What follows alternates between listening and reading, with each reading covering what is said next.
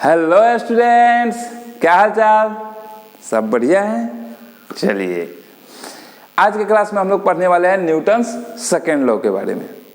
आज का क्लास शुरू करने से पहले मैं क्लास 10 के अरमान मंसूरी और क्लास 10 में ही पढ़ने वाले अलीमुल हक को धन्यवाद देना चाहूँगा।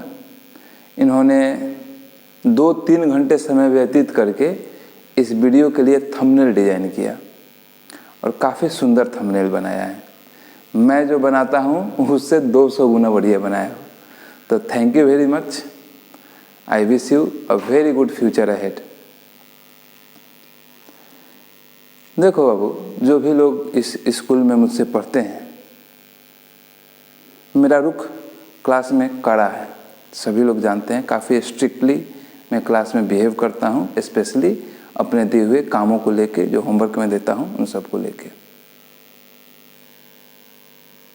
पर एक और सच्चाई यह भी है कि मैं अपने आप को काफ़ी खुशकिस्मत महसूस करता हूँ कि तुम जैसे अच्छे विद्यार्थी मुझे मिले। सभी टीचर्स की किस्मत इतनी अच्छी नहीं होती है। तुम जैसे बच्चे मिले हैं पढ़ाने के लिए, इसलिए मैं 7-7 घंटे बिना थके पढ़ा लेता हूँ और पढ़ाने के बाद भी नहीं थकता हूँ। और तुम जैसे विद्यार्थी मिले तो मैं जीवन भर पढ़ा सकता हूँ। कभी क्लास में यह बोला नहीं है, बोलूँगा भी नहीं, भूल जाइए। पर मैं आप सभी से, जितने भी बच्चे मुझसे पढ़ते हैं, एकदम सच्चे दिल से मैं आप लोगों से प्यार करता हूँ।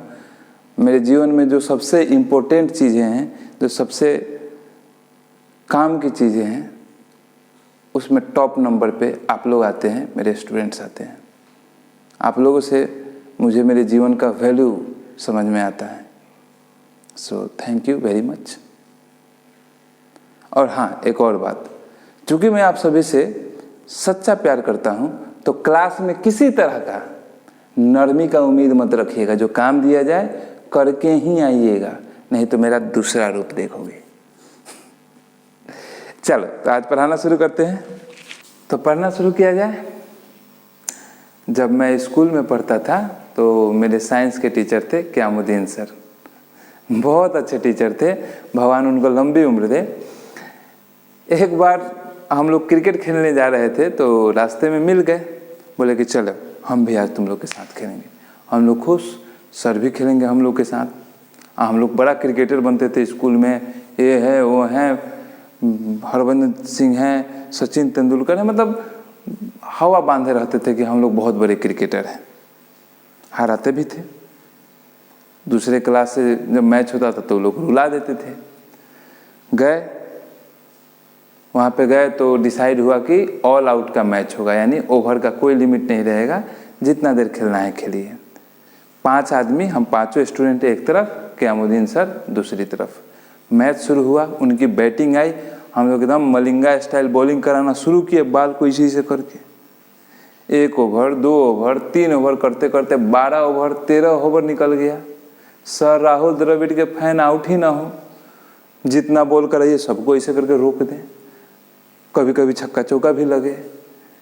मतलब 2 बजे से मैच शुरू हुआ था, 3:30 बज गया। हम लोग का बॉलिंग और फील्डिंग करते करते हालत खराब। सर आउट होने का नाम नहीं ले रहे हैं और बोल रहे गए क्रिकेटर बनता था सब, 1 विकेट निकल नहीं रहा है और झूठ मूठ का हल्ला किया रहता है कि हम बैट्समैन हैं, हम बॉलर हैं। जाओ पहले तुम लोग पानी पी के आओ, उसके बाद फिर से मैच शुरू करेंगे। अब इतने थक गए थे हम लोग कि पानी का बोतल उठाने में भी हम लोग को भारी लग रहा था।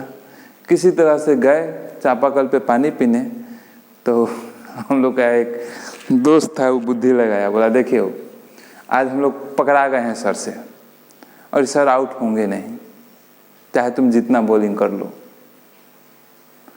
अब सर को बॉल से आउट करना असंभव है, तो सर को आउट करना होगा उनको उन्हीं के हथियार से। बोले हाँ कोई से, देखो चलो हम तुम लोग को बताते हैं। हम लोग गए, एक आदमी बॉलिंग कराना शुरू किया। जो लड़का था वो पीछे कीपरिंग कर रहा था। बॉल आया, सर ऐसे लिए और ऐसे करके रोक दिए। जैसे बॉल को खेले वो पीछे से आ गया, बैट हाथ में ले लिया, बोला सर एक डाउट था। तो बोले हाँ क्या डाउट था बताओ।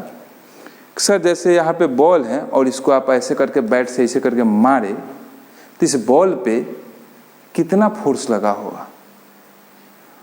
अब सर के चेहरे पे जो खुशी आई वो खुशी हम आज तक नहीं भूले। उनका आंख चमक गया, अरे कितना होनहार बच्चा सब है, फील्ड में भी पढ़ाई के बारे में सोचता है, फिजिक्स के बारे में सोचता है, बेचारे मतलब भावुक हो गए। वहीं पे ज़मीन पे बैठे कहीं से खपरा का टुक्का ली और पढ़ाना शुरू किए।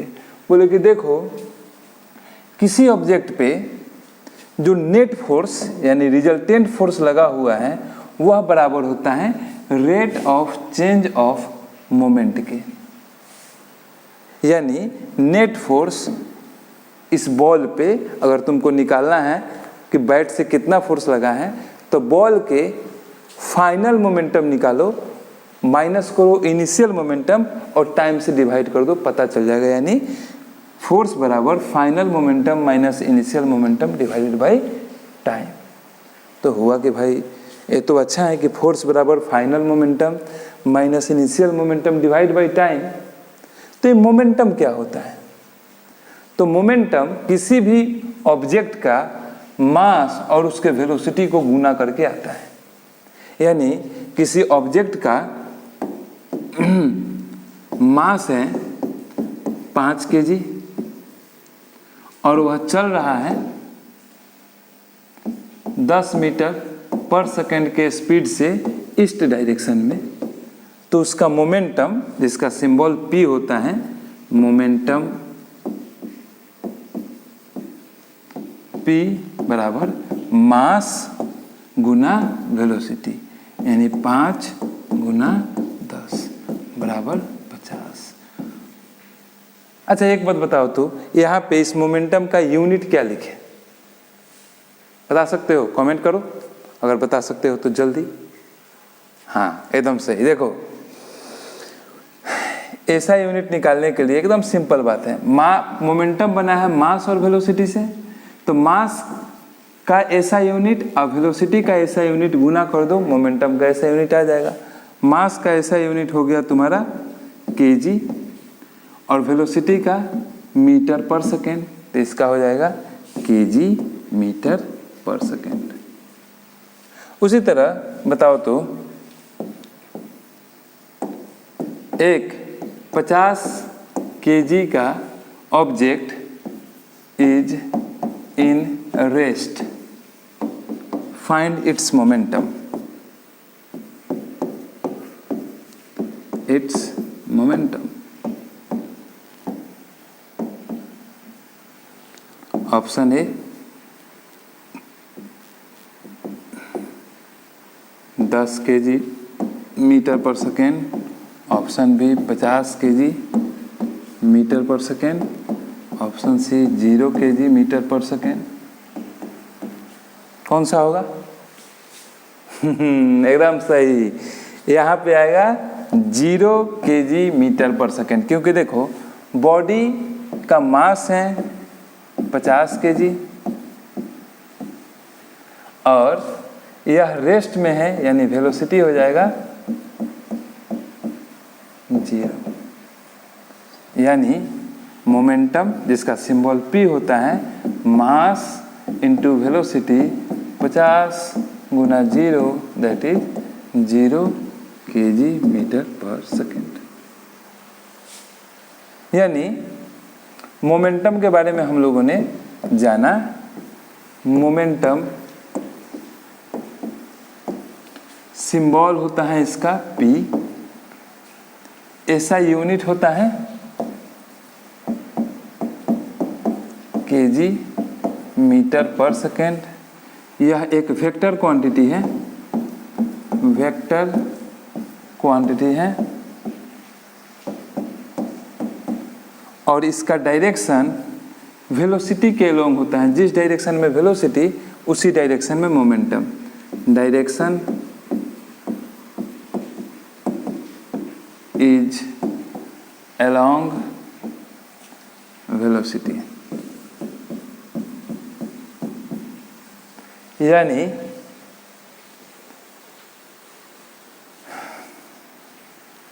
क्यामुद्दीन सर ने जो बताया, उन्होंने कहा कि किसी बॉडी पे नेट फोर्स यानी रिजल्टेंट फोर्स बराबर होता है change in momentum, change in momentum बटा टाइम। यहाँ पे यह सिंबल डेल्टा है और डेल्टा पी का मतलब माने हम लोग शॉर्ट में लिखते हैं final momentum, P F final momentum minus initial momentum divided by T. ठीक है, हम लोगों ने पढ़ा कि मोमेंटम मास और वेलोसिटी के प्रोडक्ट को कहते हैं। यह वेक्टर क्वांटिटी होती है और इसका डायरेक्शन वेलोसिटी के डायरेक्शन के एलोंग आता है। पर हमारे क्यामुद्दीन सर ने पढ़ाया था कि फोर्स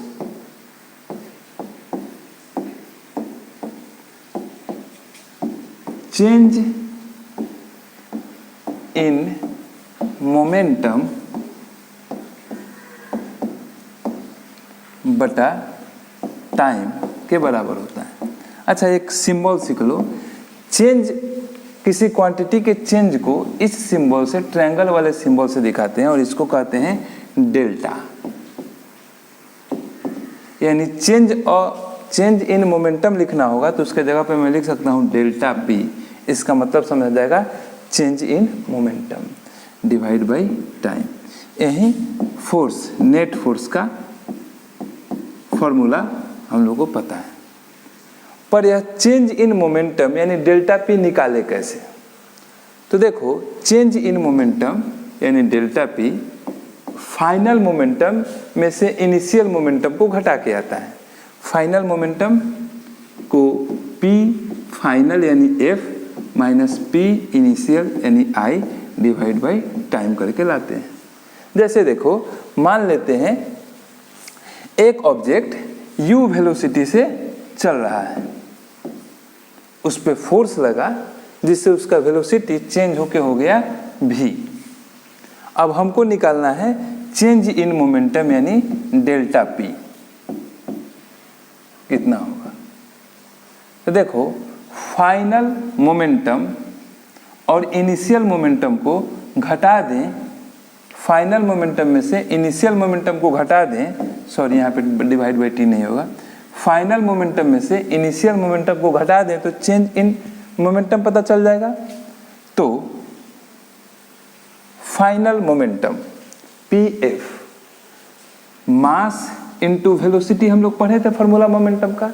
तो मास और कौन सा वेलोसिटी गुना करें, इनिशियल वेलोसिटी कि फाइनल वेलोसिटी? तुम लोग बताओ। एकदम सही, फाइनल वेलोसिटी, क्योंकि हमको निकालना है फाइनल मोमेंटम। तो मास में गुना करेंगे final velocity m into v. और उसी तरह इनिशियल मोमेंटम निकालना होगा तो mass into initial velocity m into u. याद करो, इक्वेशन ऑफ मोशन में इनिशियल वेलोसिटी को u और फाइनल वेलोसिटी को v सिंबल से लिखते थे। यानी चेंज इन मोमेंटम को हम लोग लिख सकते हैं m v minus m u, ऐसा लिख सकते हैं ना। अब यहां से अगर हमको फोर्स का फॉर्मूला लिखना हो, नेट फोर्स एफ नेट चाहे रिजल्टेंट फोर्स, तो जैसा कि हम लोग पढ़े हैं अभी कि change in momentum divide by time, इसके जगह पे लिख सकते हैं एम भी minus you divide by time. ऐसा लिख सकते हैं कि नहीं?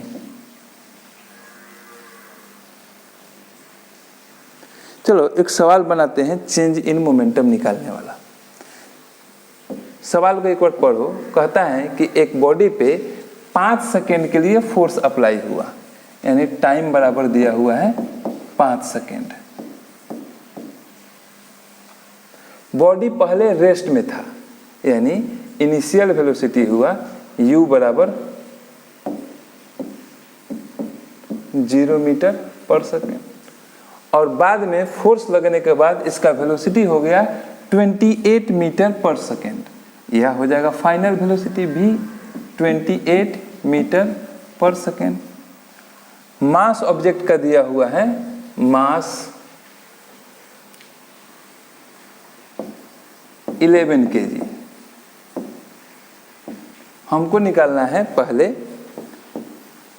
चेंज इन मोमेंटम कितना होगा, और दूसरी बार में हमको निकालना है इस पे ऑब्जेक्ट पे रिजल्टेंट फोर्स कितना लगा था। निकाल सकते हैं, आ जाओ। Change in momentum is equals to final momentum minus initial momentum. Final momentum m into final velocity v minus initial momentum m into u। यहाँ पे m को कॉमन ले लो तो हो जाएगा v माइनस u। मास इसका है 11 kg गुना v का वैल्यू है v 28 और u 0 है तो यह गया टर्म। अब गुना करें 11 मल्टीप्लाई बाई 28 तो 8 8 2 10 के 0 हाथ में 1 2 1 3 kg मीटर पर सेकेंड। तुम लोग को पिछले क्लास में 11 से मल्टीप्लाई करने का शॉर्टकट सिखाए थे ट्रिचेनबर्ग मेथड से, याद है? पिछले वीडियो में देख सकते हो। चलो छोटा सा यहाँ पे बता देते हैं। जैसे 5 6 7 को 11 से गुना करना है तो हम लोग बहुत आसानी से कर सकते हैं। सीधे जैसे यहाँ पे 7 है तो इसको 7 के 7 लिख दो और बाद में टर्म को जोड़ते हुए लिख दो। जैसे 6 में 7 ऐड किए तो हुआ 13 कैरी 1, फिर 6 को 5 में ऐड किए तो हुआ 6 5 11, एक 12 का 2 हाथ में 1 और यहाँ पे कुछ नहीं है तो 0 5 और 1 6 इतना। उसी तरह से हम यहाँ पे गुना किए थे 28 से 11 में 8 का 8 लिख दिए, उसके बाद 8 और 2 को जोड़े तो 10 कैरी 1, 2 के बगल में कुछ नहीं है तो 0 2 1 3। ट्रिचेनबर्ग एक यहूदी थे, उनको जब जर्मनी में हिटलर की सरकार थी तो उनको प्रिजनर कैंप में रखा गया था।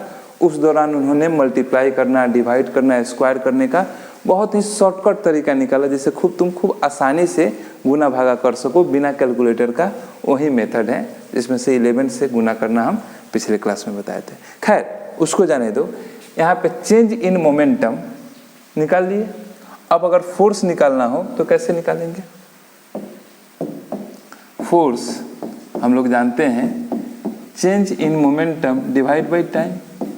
चेंज इन मोमेंटम हमारा आया है 308 kg मीटर पर सेकेंड और टाइम देखो 5 सेकेंड दिया हुआ है तो डिवाइड बाई 5 सेकेंड। काटे 30 और 2 हुआ 5 1 5 61.6 न्यूटन। वैसे ही एक सवाल तुम अपने से बनाओगे। यहाँ पे देखो एक बॉल है, पहले सवाल को समझ लो। और देखो बच्चा, मेरा क्लास हमेशा कॉपी और कलम लेके बैठिए पढ़ने और अपना नोट्स खुद बनाइए। आपको फिर कहीं से कोई भी ट्यूशन करने की आवश्यकता नहीं होगी। और जो बड़े बड़े कोचिंग इंस्टीट्यूट हैं जो क्लास 9 में 10 में एडमिशन ले लेते हैं फाउंडेशन कोर्स कराने के लिए कि बच्चा जब 11 12 में जाएगा तो नीट की तैयारी करेगा, जेईई की तैयारी करेगा, उस लेवल का साइंस, उस लेवल का कंटेंट हम पढ़ा के देंगे आपको और कहीं से नहीं पढ़ने की आवश्यकता होगी। बस मेरा बात मानो, कॉपी कलम लेके बैठो और जो सवाल मैं दूं बनाने के लिए उसको ऑनेस्टली अटेम्प्ट करना है। ठीक है, तो इस सवाल को समझा देते हैं, एक बार अटेम्प्ट करना अपने से। देखो एक 1 kg का ऑब्जेक्ट है जो 10 मीटर पर सेकंड के स्पीड से चल रहा था। यह ऐसे चला जिग जिग जिग जिग जिग जिग जिग जिग जिग जिग जिग जाके यहाँ पे दीवार है उसे टकरा गया। दीवार से ऐसे टकराया और टकरा के फिर वापस लौटने लगा। अब की बार उसका स्पीड 10 मीटर पर सेकंड ही था परंतु अपोजिट डायरेक्शन में। अब तुमको बताना है कि दीवार ने इस बॉल पे कितना फोर्स लगाया था। ऑप्शन दे देते हैं तुम लोग को। ऑप्शन ए 10 न्यूटन, निगेटिव में आएगा। Option B 15 Newton. Option C -20 Newton and option D -25 Newton. तो वीडियो पॉज करो और इस सवाल को बनाओ।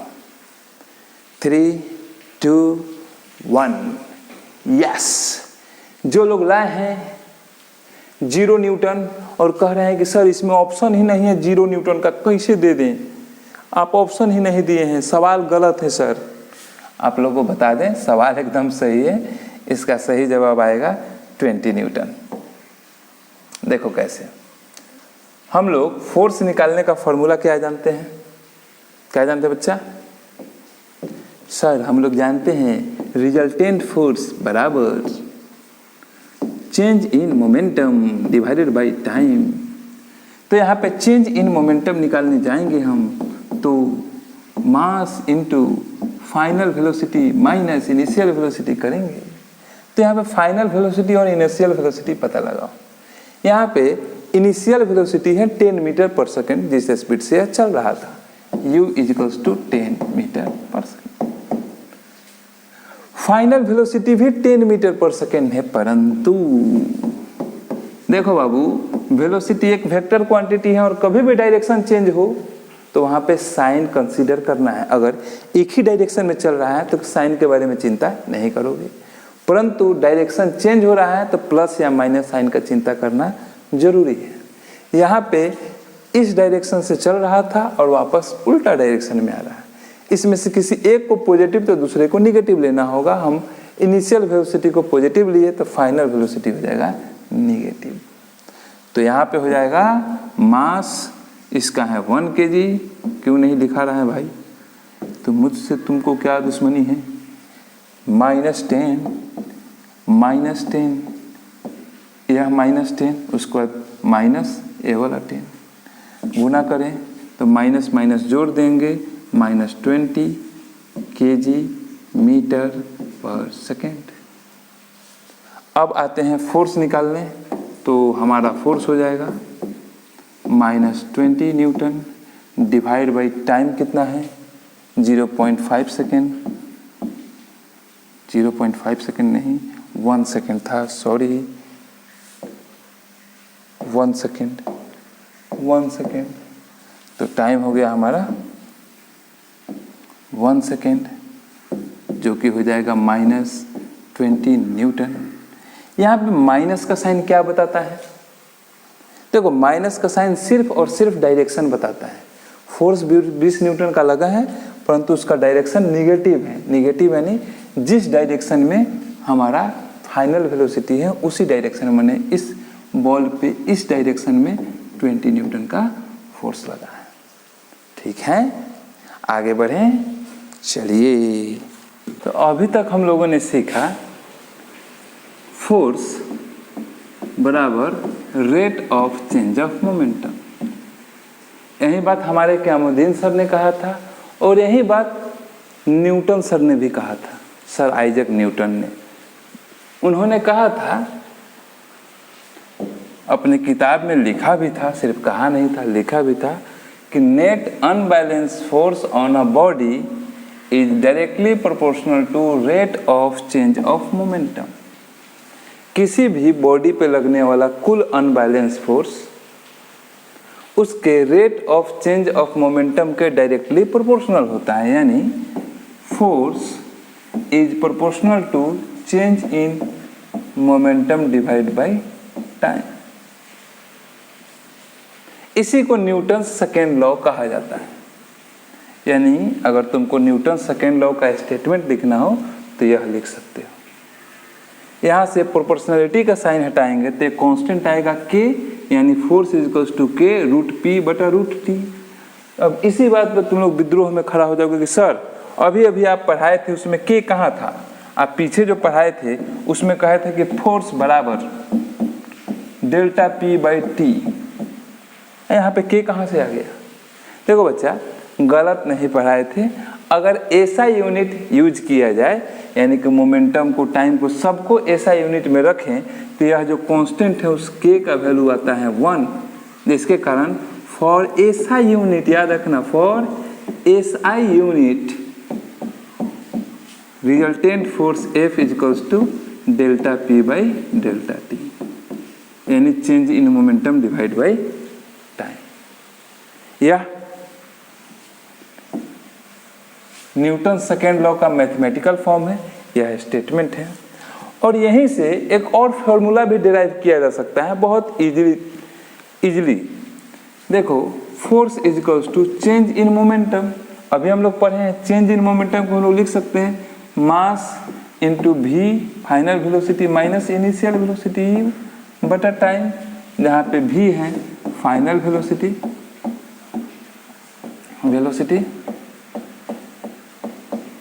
और u है इनिशियल वेलोसिटी।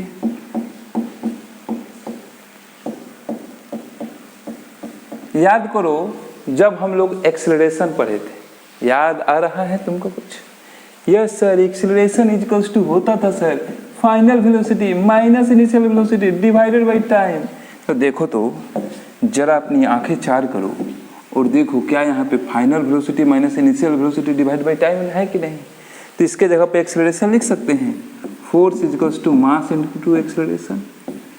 अब यह आ गया वह फॉर्मूला जिसका सबसे अधिक उपयोग होता है, फोर्स बराबर मास इनटू एक्सेलरेशन। फोर्स निकालने के लिए मास को एक्सेलरेशन से गुना करिए, टोटल रिजल्टेंट फोर्स निकल जाएगा। देखो, जो लोग यह चैप्टर पहले से पढ़ चुके हैं वो लोग एक कंप्लेन कर सकते हैं कि सर काफ़ी बेसिक पढ़ा रहे हैं, हम लोग तो ओलंपियाड का तैयारी करना चाहते हैं, नीट फ्यूचर में देना चाहते हैं, तो उस लेवल का पढ़ाइए ना। देखो, मेरा तरीका है एकदम बेसिक से जानकारी देना और ओलंपियाड लेवल तक तुमको नीट या जेई के फाउंडेशन के लिए जिस लेवल का न्यूमेरिकल कंटेंट वह दूंगा।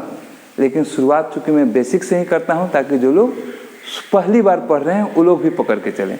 तो आप अगर पहले से सभी चीज़ें पढ़ चुके हैं तो वीडियो को फास्ट 2x के स्पीड में या फिर 20-25 मिनट स्किप करके आगे वाले पोर्शन में देखो। यानी अब मैं शुरू करने वाला हूँ वह न्यूमेरिकल या क्वेश्चन जिसका उम्मीद वो लोग करके बैठे होंगे जो लोग नीट या जेई का सपना रखते हैं। तो शुरू हो जाइए, तैयार हो जाइए, कॉपी कलम उठाइए और चलिए शुरू करते हैं इस चैप्टर का एकदम आत्मा। ये तो न्यूटन्स सेकेंड लॉ का स्टेटमेंट देख लिए, मोमेंटम का फॉर्मूला देख लिए, दो फॉर्मूला भी निकाल लिए न्यूटन सेकेंड लॉ से, एक फोर्स मास इनटू एक्सेलरेशन, दूसरा force rate of change of momentum. और बच्चों का प्रॉब्लम होता है, कहता है बच्चा सब कि सर पूरा समझ में आता है, खूब समझ में आता है, पर न्यूमेरिकल नहीं बनता है। और दिक्कत यह है कोई भी एग्जाम दो कॉम्पिटिटिव, फिजिक्स से न्यूमेरिकल ही पूछेगा, तो फिजिक्स में न्यूमेरिकल बनाने आना ही चाहिए। तो अब यहाँ से कॉपी कलम उठा लो और जैसे जैसे मैं पढ़ाता हूँ देखो, जो सवाल मैं दूँ बनाने के लिए उसको बनाओ। तुम्हारा फिजिक्स फेवरेट सब्जेक्ट नहीं हो गया और कभी कभी मैं कहता हूँ कि फिजिक्स तुम्हारी गर्लफ्रेंड नहीं हो गई तो फिर आके मुझसे कहना। चलो तो शुरू किया जाए। देखो, सेकेंड लॉ से जो न्यूमेरिकल है 3 प्रकार के आते हैं। एक आता है डायरेक्ट एप्लीकेशन पे, दूसरा सेकेंड लॉ को इक्वेशन ऑफ मोशन चैप्टर में पढ़े थे उसके साथ मिला देता है, और तीसरा मिसलेनियस कैटेगरी है जिसमें कभी मास को चेंज करेगा, 2-3 सिस्टम लगा देगा, यानी फर्स्ट लॉ सेकेंड लॉ दोनों को कंबाइन करके एक आध क्वेश्चन पूछ लेगा। यही 3 कैटेगरी है क्वेश्चन की। तो सबसे पहले हम लोग डायरेक्ट एप्लीकेशन वाले सवाल पे आते हैं। इसमें मास, एक्सेलरेशन और फोर्स, इस तीनों में से कोई 2 दिया होगा और एक निकालने के लिए कहेगा। जैसे एक क्वेश्चन देते हैं, मास दे दिया है 5 kg, एक्सेलरेशन दे दिया 2 मीटर पर सेकेंड स्क्वायर, तुमसे कहेगा फोर्स बताओ कितना होगा। नहीं निकाल लोगे? अभी निकाल के दिखा सकते हो। कहोगे sir force is equals to, हम लोग जानते हैं मास इनटू एक्सेलरेशन, मास हो गया 5 और यह हो गया 2, 10 न्यूटन। कभी इसमें से मास नहीं देगा, एक्सेलरेशन दे दिया है और फोर्स दे दिया है 10 न्यूटन, कहेगा मास निकालिए। अब नहीं निकालोगे, निकाल के दिखाओ तो मास बराबर कितना होगा। वीडियो पॉज करो, अभी निकाल के दिखाओ। 5 किलोग्राम आना चाहिए, ऐसा बन जाएगा। इसी में क्या करेगा, डायरेक्ट एप्लीकेशन में कुछ थोड़ा सा और अच्छा सवाल देखें। यहाँ पे हम लोग देखते हैं कि एक फोर्स F1 है जो 2 kg के ऑब्जेक्ट पे लगा, जिससे उस ऑब्जेक्ट में एक्सेलरेशन उत्पन्न हुआ 2.5 मीटर पर सेकंड स्क्वायर का। दूसरा फोर्स F2 है जो 5 किलोग्राम के ऑब्जेक्ट पे लगा, जिससे उसमें एक्सेलरेशन उत्पन्न हुआ 5 मीटर पर सेकेंड स्क्वायर का। तुमको F1 बटा F2 निकालना है। निकाल लोगे? देखो वीडियो पॉज करो। देखो इसमें हम F1 निकालेंगे, जो फॉर्मूला था मास इंटू एक्सेलरेशन से। मास इंटू एक्सेलरेशन का फॉर्मूला, तो इसमें मास है 2 kg और एक्सेलरेशन है 2.5, इतना ही न्यूटन होगा F1। और अगर हम लोग F2 निकालें तो मास इंटू एक्सेलरेशन 5 kg और 5 मीटर पर सेकेंड। और यहाँ से अगर हम लोग F1 डिवाइड बाई F2 निकालें तो हो जाएगा 2 इंटू 2.5 डिवाइड बाई 5 इंटू 5। काटो तो 2.5 से 5 दो बार में, 2 से 2 गया, 1:5। ऐसा और क्वेश्चन दिया जाए तो बना लोगे डेफिनेटली। HC वर्मा के किताब में देखना, एक्सरसाइज में ऐसे 1-2 क्वेश्चन है, उनको ट्राई करना। और NCERT में भी एक ऐसा सवाल है। आगे यहाँ पे एक क्वेश्चन दिया है, पहले क्वेश्चन समझा देते हैं और यह तुम लोग को खुद से बनाना है। क्वेश्चन दिया है, एक फोर्स F 3 किलोग्राम के ऑब्जेक्ट पे लगा, जिससे उसमें एक्सेलरेशन उत्पन्न हुआ 0.5 मीटर पर सेकेंड स्क्वायर का। वही फोर्स, सेम फोर्स जब 1.5 kg के ऑब्जेक्ट पे लगा तो एक्सेलरेशन कितना होगा, यह निकालिए। निकाल सकते हो? देखो बच्चा, क्वेश्चन इजी है। वीडियो पॉज करके थोड़ा सा दिमाग लगाओ कि दोनों सिचुएशन में फोर्स बराबर है। यहाँ पे भी फोर्स निकालना है, यहाँ पे एक्सेलरेशन को A मान के फोर्स निकालना, दोनों को इक्वल कर दो, देखो कितना आंसर आ रहा है। टिंग टिंग रंग भरे मौसम बेरंग,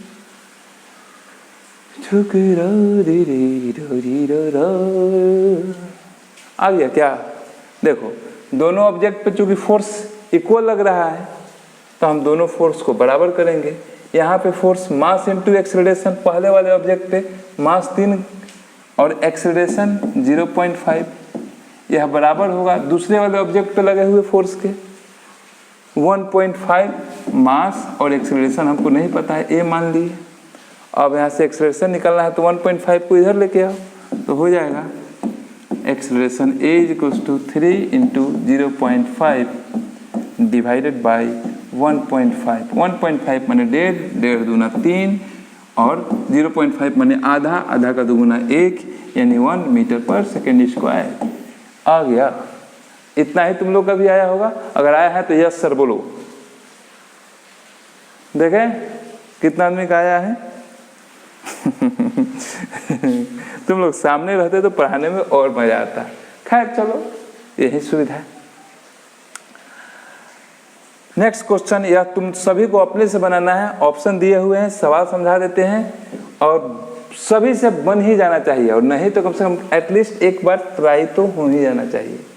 मैं बार बार कहता हूँ, अपना नोट्स खुद से बनाओ और हमेशा कॉपी कलम लेके बैठो। जो सवाल बोर्ड पे दिया जाए उसको बनाओ। इतना मेरा बात मान लोगे, तुमको एक बहुत ही अच्छी और सुंदर गर्लफ्रेंड मिलेगी जिसका नाम फिजिक्स है। कभी तुम्हारा दिल नहीं तोड़ेगी। उसके लिए कभी भी ठंडा के दिन में स्कूल के बाहर साल लपेट के फरवरी के महीना में नहीं बैठना होगा। यहाँ पे दिया है एक मास m1 है, इस पे F फोर्स लगा है जिससे एक्सेलरेशन आया 2 मीटर पर सेकेंड। सेम फोर्स लगा है दूसरे मास m2 पे जिससे एक्सेलरेशन आया 5 मीटर पर सेकेंड स्क्वायर। तो वीडियो पॉज करके तुमको बताओ मास m1 बटा m2 का रेशियो कितना होगा। 3, 2, 1। 3, 2, 1।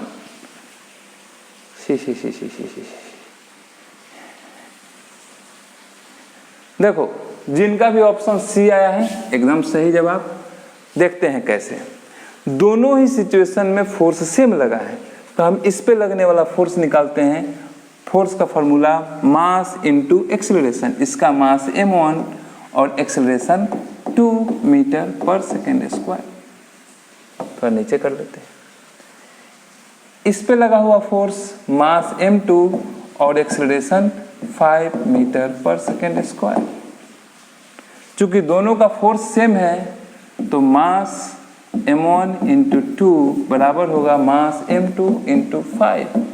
m1 बटा m2 निकालना है तो इसको उठा के इधर लेके आइए, तो यह हो जाएगा m1 divide by m2 equals to 5/2 यानी 5:2।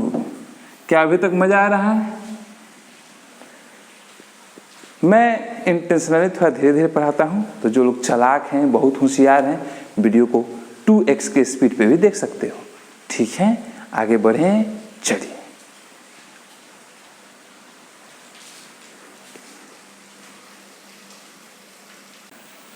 तो इस तरह के न्यूमेरिकल को तो बनाने में तुमको कोई कठिनाई नहीं होगी। तुम लोग वीडियो के डिस्क्रिप्शन में देखना, मैं प्रैक्टिस के लिए वर्कशीट देता हूँ। 10-12 क्वेश्चन जो है मैंने क्लास में कराया है उसके जैसे ही क्वेश्चन में देता हूँ, उसको प्रैक्टिस करने से कंसेप्ट एकदम क्लियर हो जाएगा। अभी भी इस टॉपिक पे कई तरह के और न्यूमेरिकल बनते हैं, जैसे इक्वेशन ऑफ मोशन को सेकेंड लॉ के साथ मिला के numerical, first law second law को एक साथ मिला के न्यूमेरिकल, मास चेंज करें उस पे न्यूमेरिकल। तो इन सभी को हम लोग अगले क्लास में करेंगे, क्योंकि यह क्लास ऑलरेडी 45 मिनट से ज़्यादा का हो गया है। तो आज के क्लास में इतना ही। उम्मीद करते हैं तुम लोग पढ़े होगे, मज़ा आया होगा। तो पढ़िए, खूब मन लगा के पढ़िए और नशे से दूर रहिए। मैं बार बार आप लोग से रिक्वेस्ट करता हूँ। तब तक के लिए tata bye bye, love you all.